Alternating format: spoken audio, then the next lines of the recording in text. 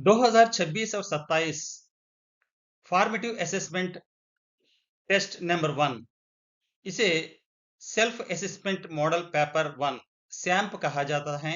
ये सभी आपको जानकारी है। हिंदी प्रश्न पत्र 10वीं कक्षा के लिए इस तरह से होने की संभावना है।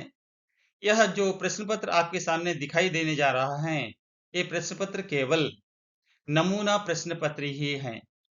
यदि इस नमूना प्रश्न पत्र से कुछ प्रश्न सही प्रश्न पत्र में आ भी जाए, वो यादृच्छिक ही मानिए। यह प्रश्न पत्र को आपको अंत तक देखने की कोशिश करें। मैं हूं मोहम्मद ताहिर पाशा, हिंदी के राज्य संसाधक और डॉक्टर बी.आर. अम्बेडकर कौंसम जिला का हिंदी अध्यापक हूं। नमूना प्रश्न पत्र में आपको सिलेबस में के अंतर्गत ब्लूप्रिंट इस तरह होगा। 10वीं कक्षा के लिए 1 से 5 तक प्रश्न संख्या 1 से लेकर 5 तक ग्रामर होगा, यानी व्याकरण, और 6 से और 5 प्रश्न होंगे। ये प्रश्न पठित गद्यांश से दिया जाएगा या अपठित गद्यांश से दिया जाने की संभावना है। और 7वां प्रश्न में 5 प्रश्न होंगे। यह पद्यांश दिया जाएगा। ये पठित या अपठित होने की संभावना है। इसके अंतर्गत 5 अंक, कुल 1 से लेकर 7 तक यह 10 यानी 15 अंकों का ए बी सी डी या 1 2 3 4 या विकल्प दिए जाएंगे। इसको विकल्पों से ढूंढकर लिखना होगा। प्रश्न संख्या 8 से 12 तक 4 अंक प्रश्न पाठ के आधार पर दिए जाएंगे। यह 5 प्रश्न दिए जाएंगे। इसमें केवल आपको 3 प्रश्नों का उत्तर देना काफी है। और अंत में 13 प्रश्न के अंतर्गत आ और आ 2 प्रश्न पूछे जाएंगे, एक पद्य भाग से, एक गद्य भाग से। ये सारांशात्मक प्रश्न होगा। इस प्रश्न के लिए आप 8 अंक निर्धारित किए गए हैं। किसी एक प्रश्न का उत्तर आप उत्तर पुस्तिका में लिखने की कोशिश करें। విద్యార్థులు మీ అందరికీ కూడా అర్థమయ్యే విధంగా తెలుగులో తెలియజేయడానికి ప్రయత్నం చేస్తాను. ఇక్కడ శాంప్ 1 10th క్లాస్ హిందీ పరీక్షని రేపు మంగళవారం మీరు రాయబోతున్నారు. ఈ ప్రశ్న పత్రానికి సంబంధించి సిలబస్ 1వ పాఠం వరసతే బాధల నుంచి 5వ పాఠం లోక్ గీత్ వరకు ఈ సిలబస్లో 5 పాఠాల నుండి ఈ ప్రశ్న పత్రం నిర్మించబడి ఉంటుంది. బ్లూ ప్రింట్ ఆధారంగా 1 నుంచి 5 వరకు వ్యాకరణ అంశాలు అడగటం జరుగుతుంది. 1, 2, 3, 4, 5 వీటికి 3 ఆప్షన్స్ ఇవ్వబడతాయి గడులలో. దాంట్లో కరెక్ట్ అయిన ఆప్షన్ని మీరు మీ యొక్క జవాబు పుస్తకంలో రాయవలసి ఉంటుంది. మరి 6వ ప్రశ్నగా ఒక పఠిత లేదా అపఠిత గద్యాంశం నుంచి ఒక ప్యాసేజ్ ఇస్తారు. దాంట్లో 5 ప్రశ్నలు ఇవ్వబడతాయి. 4 ప్రశ్నలు ఇవ్వబడతాయి. మొదటి ప్రశ్నకు 2 మార్కులు, మిగిలిన 3 ప్రశ్నలకు ఒక్కొక్క మార్కు చొప్పున మీకు ప్రశ్నలకి జవాబులు రాయవలసి ఉంటుంది. అదేవిధంగా 7వ ప్రశ్నగా ఒక పఠిత పద్యం గాని, అపఠిత పద్యం గాని, seen poem or unseen poem, ఈ రెండిట్లో నుంచి ఏదో ఒక పోయం ఇవ్వబడుతుంది. దీంట్లో కూడా మొదటి ప్రశ్న ఆ అనే ప్రశ్న 2 మార్కులకు ఇవ్వబడుతుంది. మిగిలిన 3 ప్రశ్నలు ఆ, ఈ, ఈ 3 ప్రశ్నలకు ఆప్షన్స్ ఇవ్వబడతాయి. ఒక్కొక్క ప్రశ్నకు ఒక్కొక్క మార్కుగా. అదేవిధంగా 8వ ప్రశ్నగా 8 నుంచి 12 వరకు 5 ప్రశ్నలు అడగబడతాయి. ఈ 5 ప్రశ్నలు కూడా 4 మార్కులు నిర్ధారితమై ఉన్నాయి. ఈ 5 ప్రశ్నల్లో కేవలం 3 ప్రశ్నలకు సమాధానం రాయడం ద్వారా 3 4లు 12 మార్కులు సాధించవచ్చు. మరియు చివరిగా 13వ ప్రశ్న వ్యాస రూప ప్రశ్న అయి ఉంటుంది. ఇది ఎస్సే క్వెషన్. ఇది పద్య భాగం నుంచి ఒక ప్రశ్న, గద్య భాగం నుంచి ఒక ప్రశ్న. మనకు పద్య భాగం సంబంధించి 3 పాఠాలు ఉన్నాయి. అవి క్షమించాలి, 2 పాఠాలు ఉన్నాయి. బరస్తే బాదల్ మరియు కణ్ కా అధికారి. గద్య భాగ పాఠాలు మనకి 2 గద్య భాగ పాఠాలు ఉన్నాయి. దాంట్లో ఈద్‌గా, లోక్ గీత్. అదేవిధంగా శాంతికి రాహ్ నుంచి ఒక ప్రశ్న 4 మార్కుల ప్రశ్నలో అడగవచ్చు. ఈ విధంగా ఈ 5 ప్రశ్నల్లో మీరు కేవలం 3 ప్రశ్నలకు సమాధానం రాస్తే సరిపోతుంది. అదేవిధంగా చివరిగా ఇచ్చేటువంటి వ్యాసరూప ప్రశ్న పద్య భాగం నుంచి ఒకటి, గద్య భాగం నుంచి ఒకటి 13వ ప్రశ్నగా అడగటం జరుగుతుంది. దాంట్లో ఆ మరియు ఆ అనేటువంటి సబ్ హెడ్డింగ్స్‌తో అడగటం జరుగుతుంది. ఈ రెండిట్లో ఏదో ఒక ప్రశ్నని ఆన్సర్ చేయవలసి ఉంటుంది. అర్థమైంది కదా! ఇప్పుడు మనం ఈ ప్రశ్న పత్రం యొక్క వీడియోలోకి ప్రవేశిద్దాం. జాగ్రత్తగా చూడండి. ఇది స్క్రోల్ అవుతూ ఉంటుంది. Self assessment model paper 1 2026-27 second language Hindi. Maximum marks 35. Class 10th. Time 1 hour 15 minutes. Name of the student, roll number, सूचनाएं। सभी प्रश्नों के उत्तर सूचना के अनुसार लिखना अनिवार्य है। 1. निम्नलिखित प्रश्नों के उत्तर सूचना के अनुसार लिखिए। 5 अंक निर्धारित हैं। 1900 हिंदी अक्षरों में पढ़कर संख्या को विकल्पों से पहचान कर लिखिए। 1900 1900। दूसरा प्रश्न है, हिंदी को दुनिया को पावन धाम बनाएंगे। इस वाक्य में क्रिया शब्द को विकल्पों से पहचान कर लिखिए।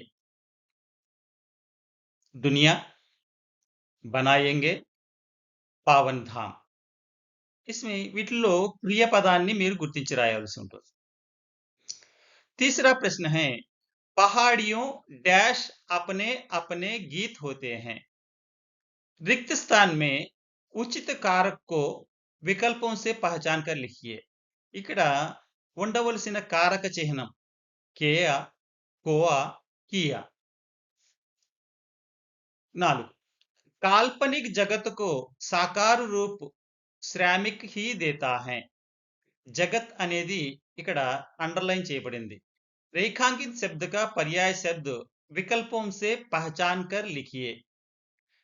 जगत का पर्याय शब्द है आकाश, दुनिया, सागर. 5. माथे पर हाथ रखना मुहावरा का सही अर्थ विकल्पों से पहचान कर लिखिए. दुखी होना,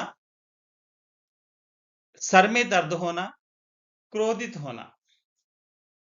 संख्या 6 से 7 के दिए गए गद्यांश पद्यांश पढ़कर నిర్దేశ్ కే అనుసార్ ఉత్తర్ దీజియే. ఇక్కడ 6, 7 ప్యాసేజీల రూపంలో ఇవ్వడం జరుగుతుంది. ఒక పద్యం గాని ఒక గద్యం గాని అని చెప్పడం జరిగింది.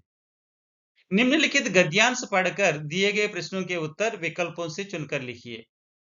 पैसेज ఇది अनसीन पैसेज ఇవ్వడం జరిగింది నా మోడల్ పేపర్లో. महाभारत में देश के प्रायः अधिकांश वीर कौरवों के पक्ष में थे, मगर फिर भी जीत पांडवों की हुई, क्योंकि वनवास के जोखिम को पार किया था. साहस की जिंदगी सबसे बड़ी जिंदगी होती है.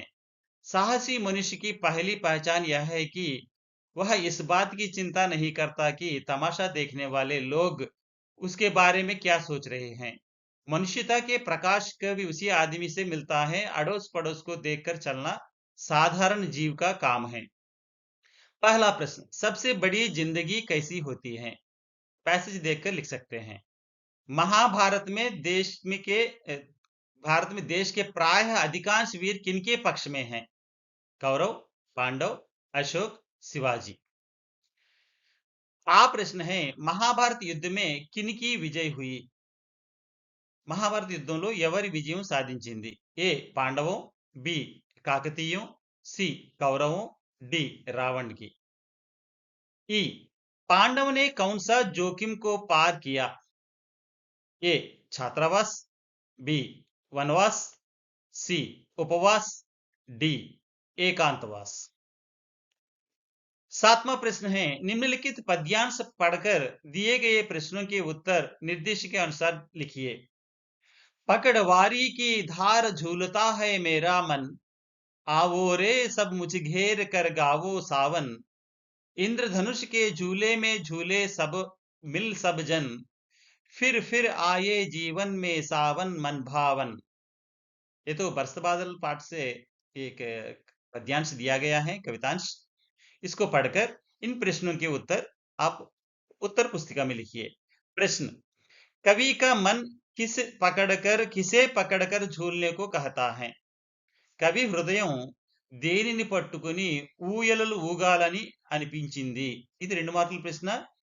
ఒక వాక్యంలో గాని, 2 వాక్యంలో గాని రాయవలసి ఉంటుంది. ఆ హమారే జీవన్ మే బార్ బార్ క్యా ఆనా చాహియే? మన జీవితంలో మరలా మరలా రావాలని కవి ఏం కోరుకుంటున్నాడు? ఏ సావన్, బి ఇంద్రధనుష్, సి వర్ష, డి మన్ భావన్. ఈ హమే కిస్ झूले में झूलना है? మనము ఏ ఊయలలో ఊగాలి? ఏ జీవన్, బి फूलों के, सी इंद्रधनुष, డి मन भावन. ఈ ఉపయుక్త కవిత పాఠకే కవి కౌన్ హై? ఈ కవిత రచించిన రచయిత ఎవరు? కవి ఎవరు? ఆర్‌పి నిశంక్, దినకర్, పంత్, మీరాబాయి. నిమ్నలిఖిత ప్రశ్నों में से किन्हीं 3 ప్రశ్నों के उत्तर 4 వాక్यों में लिखिए. కింద ఇవ్వబడినటువంటి ప్రశ్నల్లో 3 ప్రశ్నలకు 3 లేదా 4 వాక్యాల్లో జవాబు రాయండి. ఇక్కడ 5 ప్రశ్నలు ఉన్నాయి. 3 ప్రశ్నలకు రాస్తే సరిపోతుంది. 3 4 12 మార్కులు. మీరు చాయిస్ రాసినా పర్వాలేదు. మీరు బాగా చదివి ప్రిపేర్ అయ్యి ఉంటే. 8 कवि दिनकर के अनुसार कण-कण का अधिकारी कौन है? हामिद के स्थान पर तुम होते तो क्या खरीदते क्यों? హమీద్ స్థానంలో నువ్వుంటే ఏమి కొంటావు? ఎందుకు కొంటావు? 10 పహాడీ కిసే కహా జాతా హై?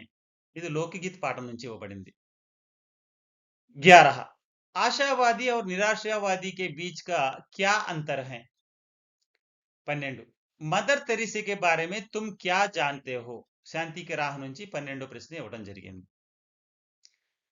13 నిమ్నలిఖిత ప్రశ్నों में से किसी एक प्रश्न का उत्तर 8 पंक्तियों में लिखिए. కింద ఇచ్చినటువంటి ప్రశ్నలలో ఆ మరియు ఆలో ఒక ప్రశ్న యొక్క సమాధానాన్ని 8 వాక్యాలలో తక్కువ కాకుండా వ్రాయండి. దీనికి 8 మార్కులు నిర్ధారించడం జరిగింది. बरसते बादल पाठ में वर्षा ऋतु के सौंदर्य का चित्रण किस प्रकार किया गया है? అంటే ఈ ప్రశ్న ఎలా ఉంది అంటే సారాంశం రాసేస్తే సరిపోతుంది అనుకోకుండా ఈ ప్రశ్నను అనుసరించి జవాబుని వ్రాయవలసి ఉంటుంది. కవి పరిచయం రాస్తారు. प्रस्तुत प्रश्न हमारी पाठ्यपुस्तक सुगंध 2 की पहला कविता पाठ बरसते बादल पाठ से दिया गया है. इनके कवि प्रकृति में चित्रण में बेजोड़ कवि माने जाने वाले श्री सुमित्रानंदन पंत जी की रचना है అని చెప్తూ बरसते बादल पाठ में कवि वर्षा ऋतु का सौंदर्य अद्भुत रूप से चित्रण किया है ताकि मन को सीधे छूने की సంభావన रहती है. ఈ విధంగా కొద్దిగా డిఫరెంట్ గా వ్రాయడానికి ప్రయత్నం చేయండి. మీ యొక్క ఎక్స్‌ప్రెషన్ బాగుండాలి. ఇది రాయలేకపోతే ఈద్‌గా కహానీ మే ఈద్‌గా అనే కథా పాఠంలో దాది నానమ్మ అమీనా మరియు పోత మనుమడు హమీద్ మధ్య ఉన్నటువంటి మార్మిక ప్రేమ యొక్క చిత్రణ ఎలా జరిగింది? దీని మీద మీ యొక్క అభిప్రాయాన్ని వ్రాయండి. ఇది కూడా అంతే. అంటే ఈ వీళ్ళ నానమ్మ మరియు మనవడు మధ్య ఉన్నటువంటి ప్రేమను మీరు ఏ విధంగా వర్ణించాడు కవి ప్రేమచంద్ గారు రచయిత దాని గురించి వివరంగా రాయాల్సి ఉంటుంది. अच्छा अध्यापकगण आप सब अपने छात्रों को यह वीडियो को शेयर करें. वे ज्यादा से ज्यादा प्रिपेयर होने की कोशिश करें. यह ध्यान दीजिए ये तो असली पेपर तो नहीं है. ये पेपर नमूना पत्र प्रश्न पत्र मात्र हैं. इसको ध्यान में रखकर छात्रों को बताइए. केवल इस प्रश्न पत्र को पढ़कर ही आप पूरे अंक प्राप्त करने की कोशिश मत कीजिए. अन्य प्रश्नों को भी पढ़ना जरूरी है. आप सबको यह वीडियो अच्छा लगा तो लाइक करें और अपने मित्रों को शेयर करें और कोई संदेह हो तो कमेंट जरूर करें. मैं हूं आपका मोहम्मद ताहिर पाशा. धन्यवाद. नमस्कार. आपका दिन अनंत मंगलमय और शुभमय हो.